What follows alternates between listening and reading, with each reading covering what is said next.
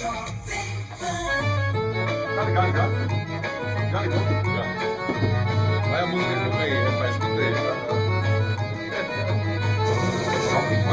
O programa Super Manhã chama do povo atenção aqui na Rádio Jovem Pan, pra toda a região, notícia do mundo todo chega de primeira mão. Quem liga na internet escuta até no Japão. Vem pro programa Super Manhã, é bom uma coisa aqui na nossa Jovem Pan. Vem pro programa Super Manhã, é bom uma coisa aqui na nossa Jovem Pan. Jovem Pan, Alagoas.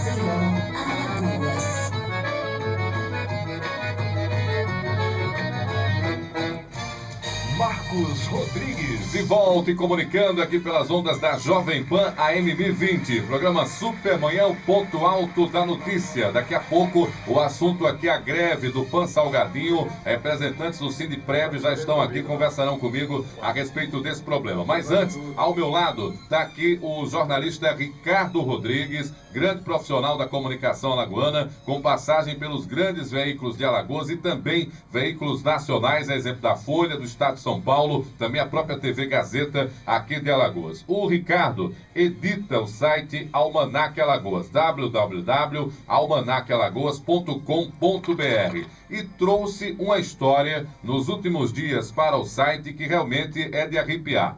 O mês de finados, o dia de finados, que é celebrado aí no início do mês, não foi celebrado por uma família. A família do seu Paulo Roseta da Silva.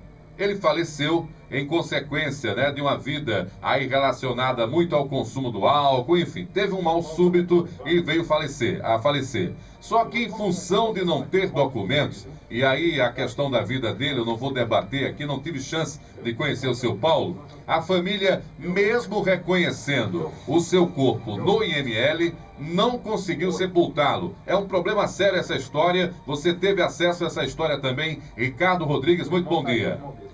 Bom dia, Marcos Rodrigues, bom dia a todos aqui, os colegas da Rádio Jovem Pan e ao público em geral do seu programa. Realmente é um caso que chama atenção por se tratar de um cidadão muito conhecido lá na Pitanguia.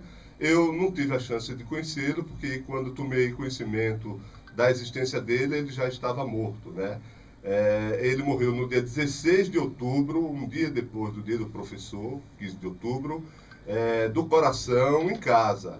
Ele trabalhou muitos anos como servente de pedreiro ali na região da Pitanguinha, da Ladeira da Moenda, da Grota da Moenda e em outros bairros de Maceió, porque ele trabalhava para empreiteiros, para pequenos construtores, enfim.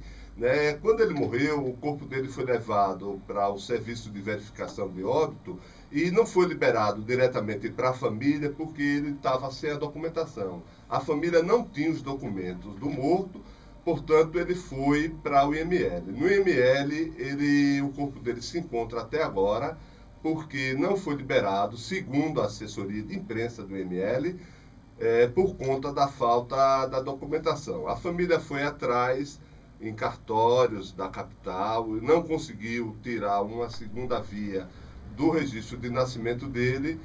O IML foi atrás da documentação dele junto ao Instituto de Identificação, porque foi retirada as impressões digitais dele, feita a documentação datiloscópica dele, papiloscópica, e foi levada para comparação no Instituto de Identificação.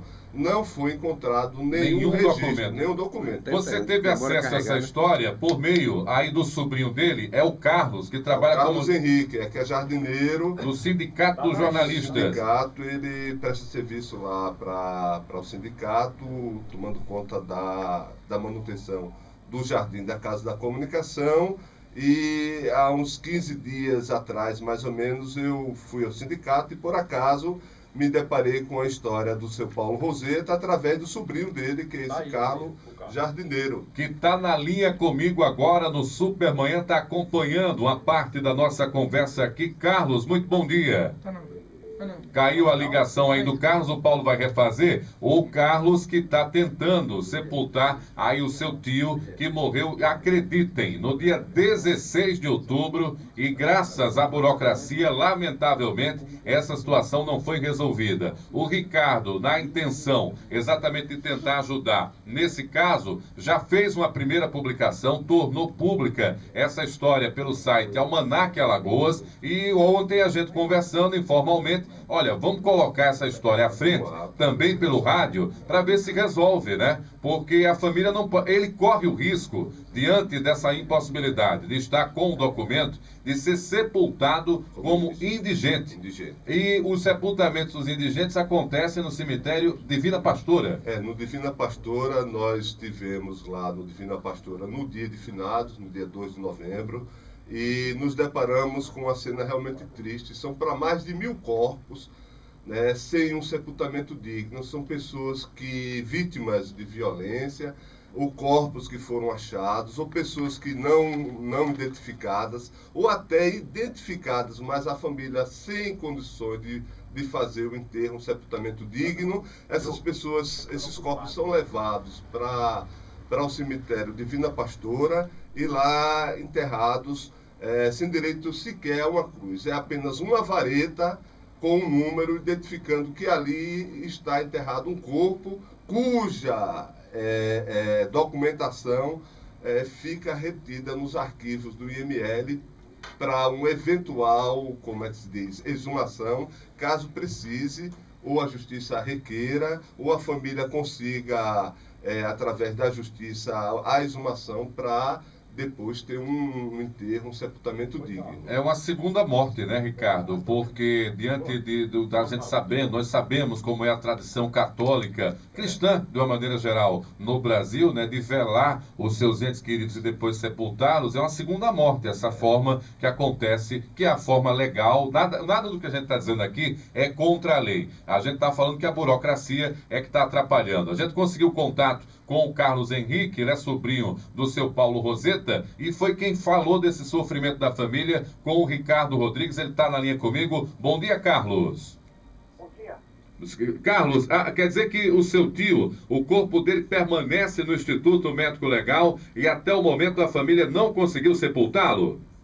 Permanece lá até agora. Até o momento ainda está lá. Que situação. O que é que vocês tentaram... Não tem mais nada definido, nada...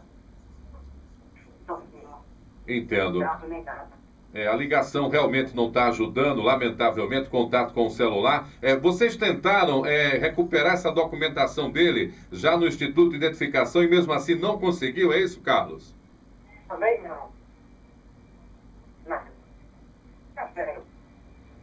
Lamentável, realmente a ligação não tem condições, mas a gente vai dar sequência a essa história aqui. Ricardo, você tinha informação de que tem um prazo para que o corpo permaneça ainda no IML até o sepultamento. É um mês, é isso, Ricardo? É um mês, são 30 dias o prazo legal para a permanência do corpo no IML. Segundo a assessoria de imprensa do Instituto, passado esse prazo, o corpo ele é disponibilizado para a prefeitura e a prefeitura é que indica o cemitério onde esse corpo será enterrado com aquele respectivo número. Não fica o nome da pessoa. Sem direito nem ao nome, cruz, né? Não tem. Só fica o número e esse número fica no registro lá no IML, há um fichário e ali está dizendo esse número pertence ao corpo de fulano de tal, ciclano de Beltrano. É desse jeito que é procedido se a família não retira o corpo ou se a família não tem a documentação para retirar aquele corpo.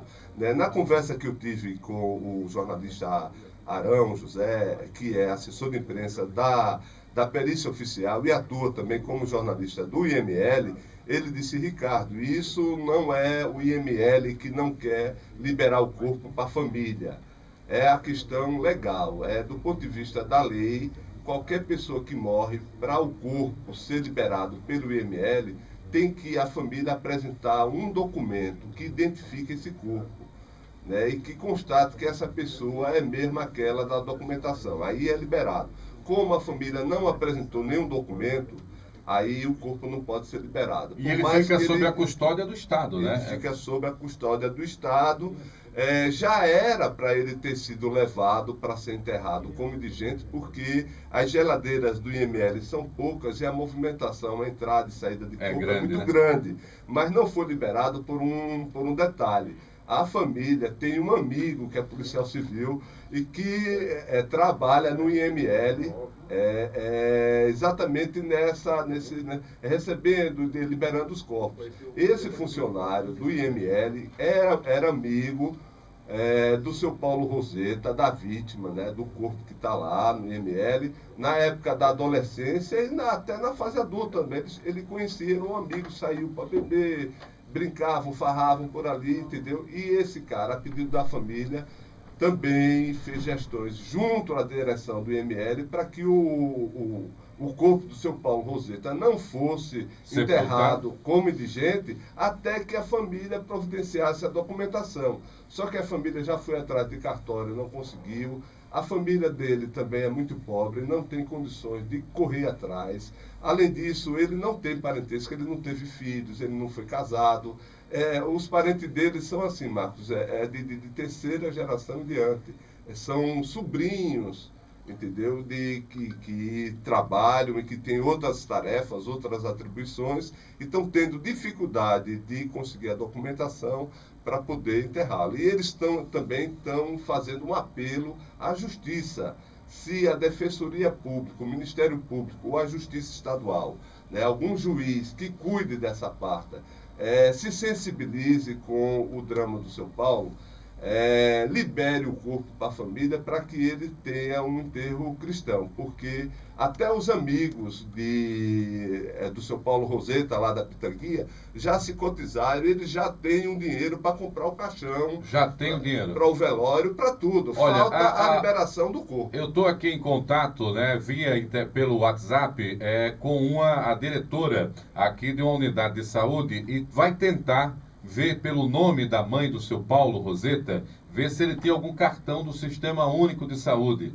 Porque aí pode ser que com esse documento consiga chegar a alguns detalhes. Está se oferecendo aqui como voluntária, é uma funcionária aí do município, está acompanhando aqui o programa e está fazendo essa solicitação. Você não teve acesso ao nome da mãe do Paulo, né? Você teve acesso? Não, né? Não tive. Mas a gente tem o número do sobrinho dele, eu vou tentar localizar esse nome para tentar ver se consegue pelo menos um único documento do seu Paulo para tentar ver se agiliza essa situação.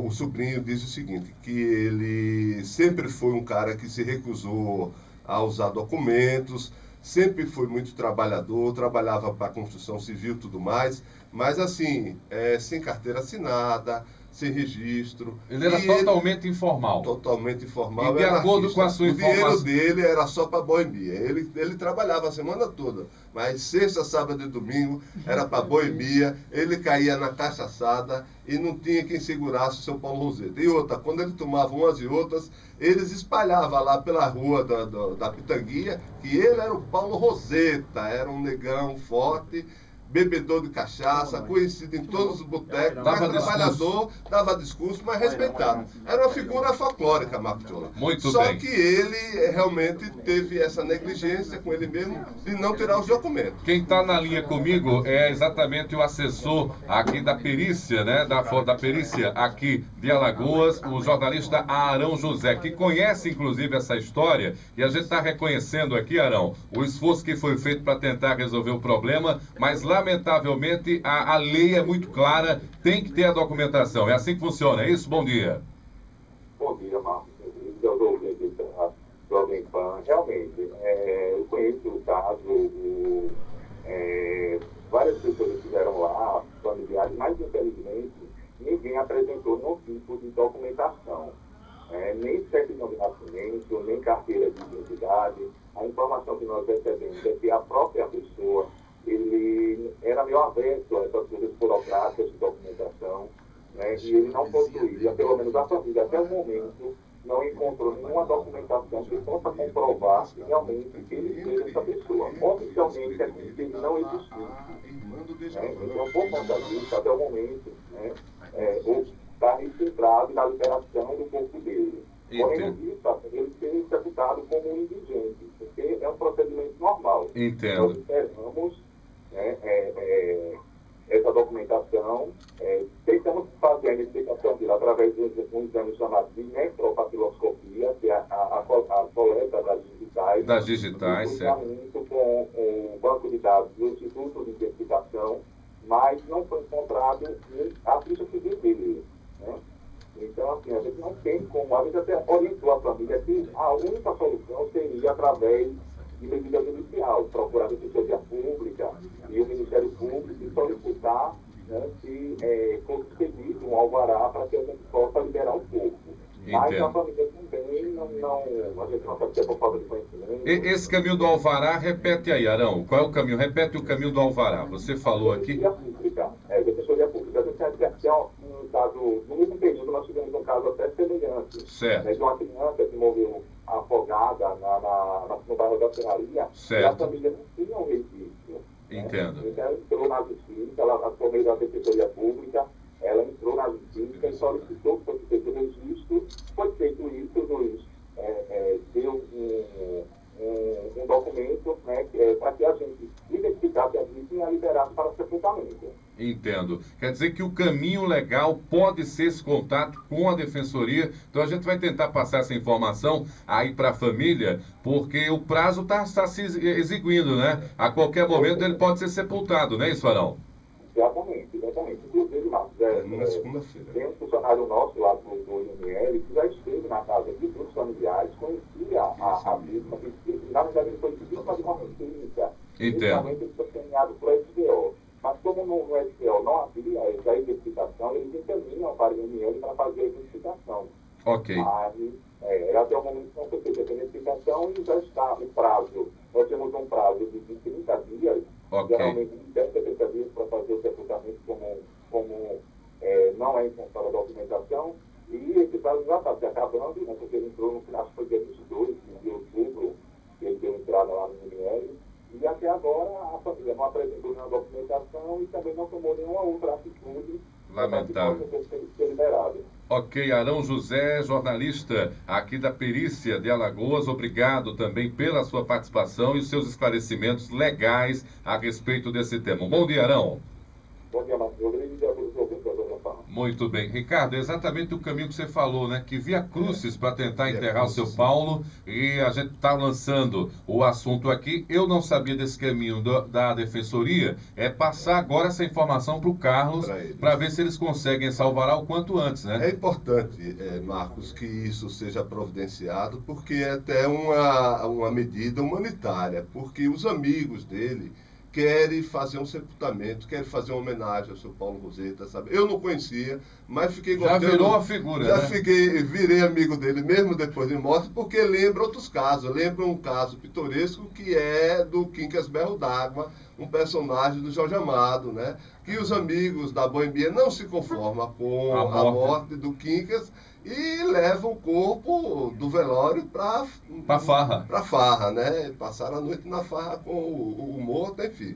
Né? Tem também uma analogia que eu faço na matéria de uma peça do Jean-Paul Sartre que fala dos mortos sem sepultura. Mas isso, quando Jean-Paul Sartre, que é um filósofo francês, escreveu essa peça, esse texto, foi logo depois da guerra, da Segunda Guerra Mundial. O mundo vivia em polvorosa. 1946, né? Vivia em polvorosa. Quer dizer, hoje a gente vive numa civilidade.